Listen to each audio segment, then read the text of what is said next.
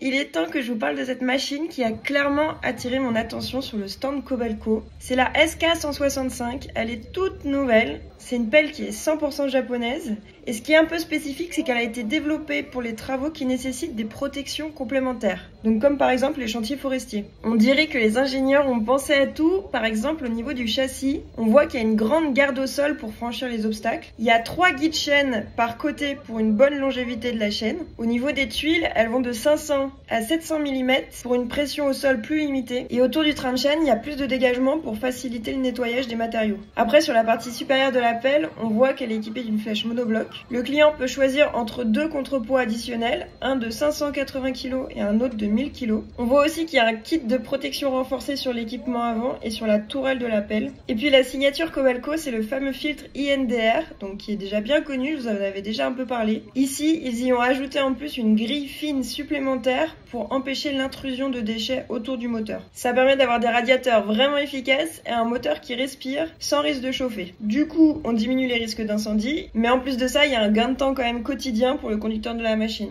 Donc là, en l'occurrence, sur cette machine, c'est un Encon qui est monté avec un grappin bois pour illustrer justement le fait que la machine est vraiment adaptée aux chantiers forestiers. Donc ça, c'est une pelle qui fait 18 tonnes et elle sera dispo à partir de fin 2025. Je pense que c'est une machine qui peut être vraiment redoutable sur les chantiers.